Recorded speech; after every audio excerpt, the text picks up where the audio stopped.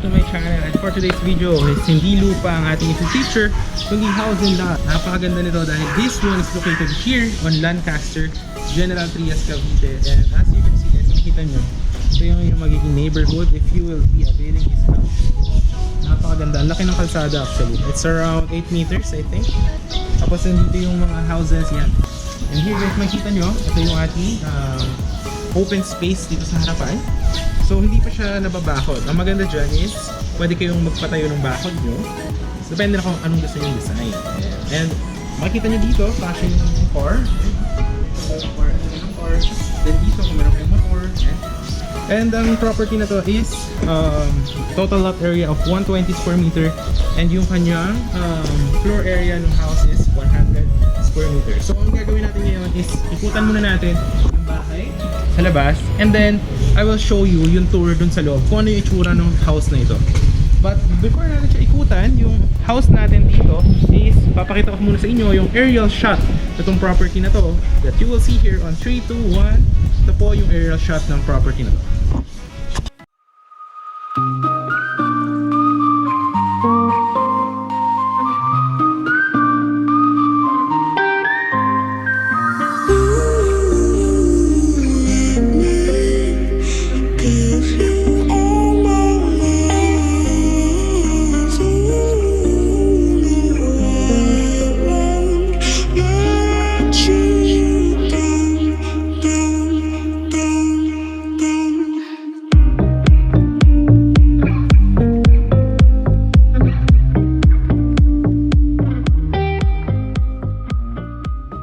Nakita nyo naman yung ating drone shot of this property, which is the Alexandria House.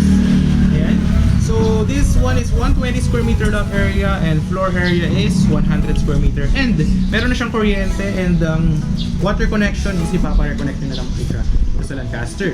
So tara guys, i-tour ko kayo dito sa may likod niya. So dito, makikita nyo, naka-sliding windows na po siya. Ayan. And then dito, meron siyang garage. Kung meron mong bike or bikes or... And here, makikita nyo dito sa likod, malaki pa actually yung kanyang, what you call this? Yung lupa. So this one is around, I think this is 2 meters. Yung kanyang dapat. Yung kanyang lupa. So tara guys, parang may dito dito. So up to here pa yung lote niya. So hanggang dito pa po yung lupa nyo. So pwede kayo actually mag-garden if you are plantito or plantita. Is perfect siyang taniman ng inyong mga plants, no? And dito pala guys, paggabi is malamig din dahil this one is located here on General Trias, Cavite. And the maganda dito guys, yung houses dito, di ba? Hindi nakadikit yung firewall yung kanyang house, yung dito sa kabila. So single attached siya, ito. Yan, ito yung nakadikit na firewall dun sa kabilang bahay. So meaning, yung dito mo is open space. And then sa likod niya, makikita nyo, yung house sa likod is, ayun, ang layo. Hindi ka crowded. Meron kayong may privacy, kumbaga. So, ito yung matag ng lupa dito sa lupa. Actually, malaki, no? Ito yung lupa. Yung space na to, pwede nyo nga rin siya ipa-extend, no? Para kung bilhin to kayo sa house na to, which is tutur ko kayo sa loob, pwede nyo pa siya ipa-extend. Pero kung ako siguro, I think this will be perfect for the kids kung magagawa ka ng garden dito. This one is actually good siya. Malaki yung lupa dahil 120 square meter siya. Alright. So guys, nakita nyo naman yung kanyang laki, yung kanyang labas. Eh, pwede nyo actually pa-extend dito sa harap. Or pabako, depende naman yun sa inyo. Eh, meron na rin pine tree pala dun. Eh, so tara, pasok tayo guys sa loob para makita nyo yung itsura ng house. So, ito siya. Ayan.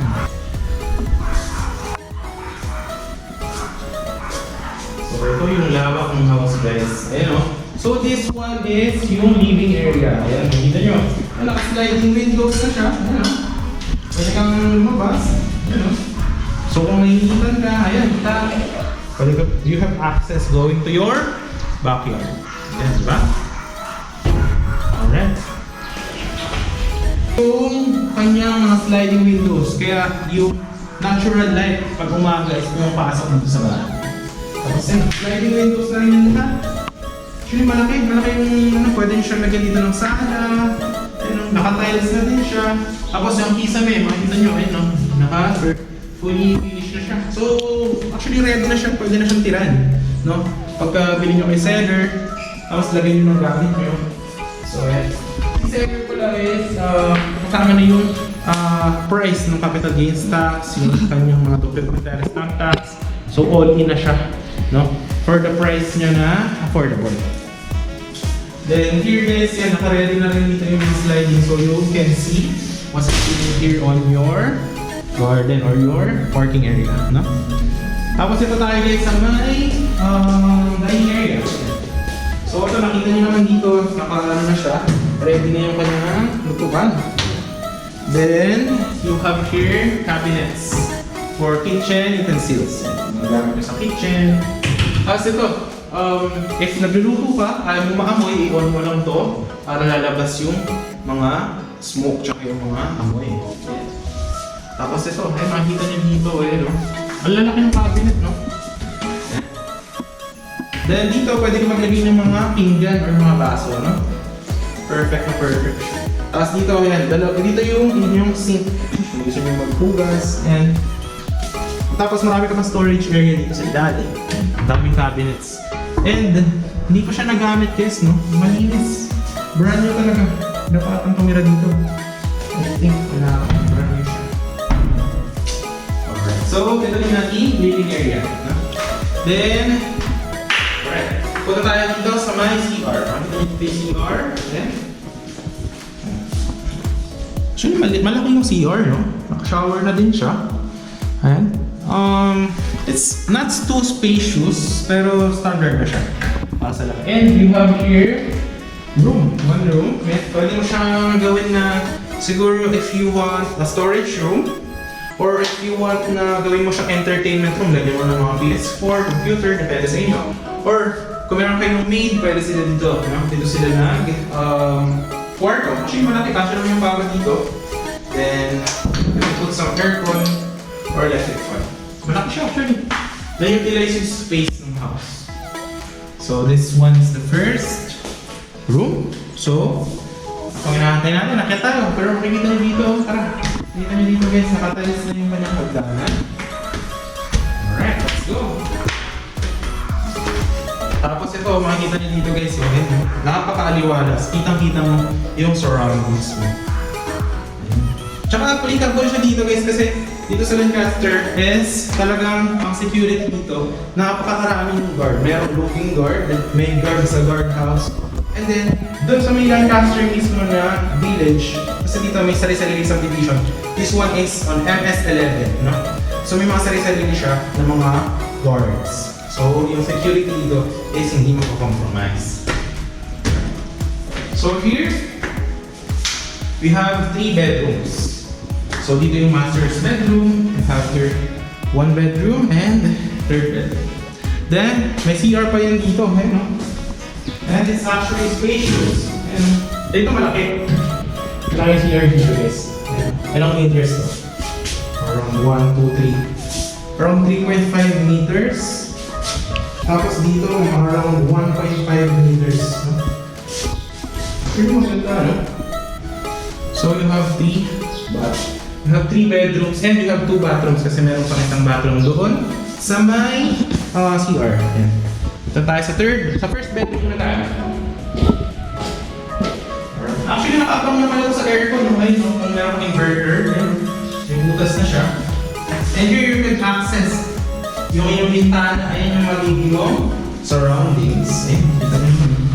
Napaka-presko.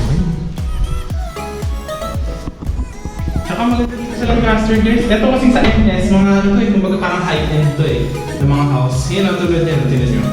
Hindi siya nakadikit yung mga firewall. Yung mga houses. Yan. Tsaka mga tahimik dito guys, kasi yung mga bahay hindi siya dikit dahil sa townhouse.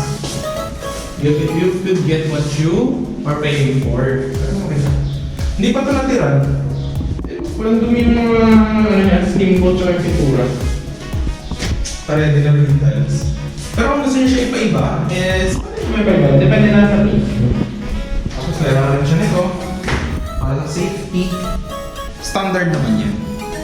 Tapos punta tayo, hulihin na natin yung master's bedroom. Dito tayo sa may second bedroom. Ayan. Ito malaki to. Yung kwarto na ito, pag yung ng kama, then maraming mga cabinets dito. Naka-ready na rin yung saksakan niya for aircon. Ayan. May ilaw na din. Tapos, you have the view of your working area and your surroundings. Garden. Actually, ang ganda ng garden dito. Ito. Yan. Dami niyang tanim, oh. So, ito pala guys is talagang brand new na itong house na to. And ito na tayo sa may master bed. Nandito pa lang malaki niya yung space. So, tara tayo dito. Dito parang yung malaki na queen size bed. Ito, queen size bed, king size. Tapos dito, pwede mo rin open yung bintana mo. And here, you have your view.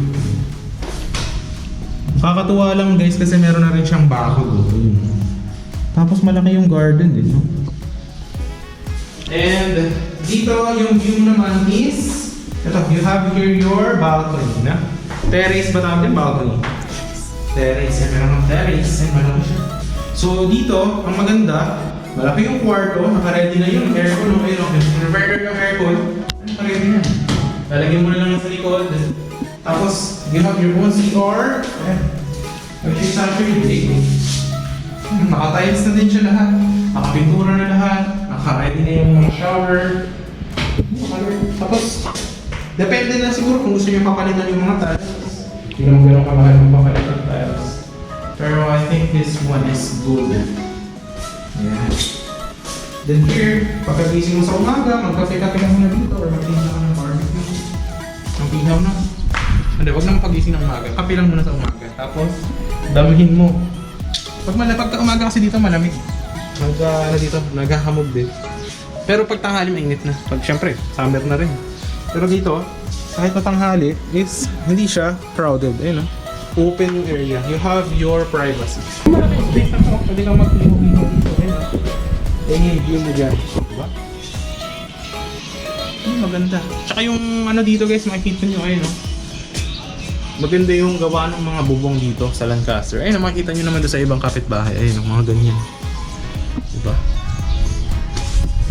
So yun, you have your options dito. May saksakan din doon. So, that's our master's bedroom. So, pagkagabi dito, maganda tumambay-tambay. Damhin mo ang iyong success. Kasi, syempre, maganda itong property na ito. Ito lang. Honestly speaking. So, this is all for the price. Oh. Talagang natin.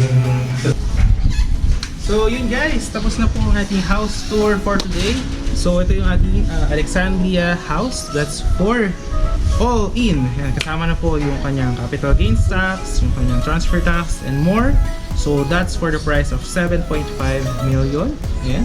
And, yun nga pala guys. Yan. Yung nakita nyo dito, kasama na ni seller yung inyong fence. Pwede nyo pababakuran nyo yan. And then there will be free aircon sa lahat po yan ng kwarto. Diba? So nakita nyo diba kanina, tinuro ko yung nakaabang na, may butas na yung mga aircon. So lalagyan na rin yan ni seller. No? And then this one guys, makita nyo dito yung kanyang lock. So lalagyan po lahat ng pintuan ng ito guys, yung smart lock nya. Ayan. So actually maganda ito, convenient. Para kayo nasa mga condominium. Ayan, di ba? So yun guys, that's all for the price of only 7.5 million. Located here on General Trias, Cavite. And as you can see guys, ito yung makita nyo mga neighborhood nyo. Makita nyo dito. Tara guys, makita nyo dito. Ayan. Yung mga house dito, di ba? Talagang mga parang high-end. Social talaga. Ito yung located guys sa Lancaster. Ayan. General Trias, Cavite. Very near to Manila. If you will be traveling to Manila, it's around 45 minutes lang po via Cavitex. So yun guys, if you are interested in this one, message nyo lang ako on my Viber or WhatsApp. Nakalagay naman po yung number dyan, or on my personal account. Yeah. And if you have other properties that you want to be featured, is message me lang po. And if you want to have a site tour here, is message nyo na din ako. And baka pasahin nyo na itong napangandang house na to. And galante yung seller natin, no? Kasama nyo na yung mga fence, aircon, yung mga fence, yung mga smart lock, and more. So yun lang guys, if you do want this one, kindly hit yung ating like, thumbs up, share nyo lang to other people, and syempre, subscribe yung ating channel. And subscribe our channel and hit the notification bell para updated kayo sa mga next upcoming videos natin. So yun lang guys, this is John Krish, and see you po the next vlogs. Bye bye!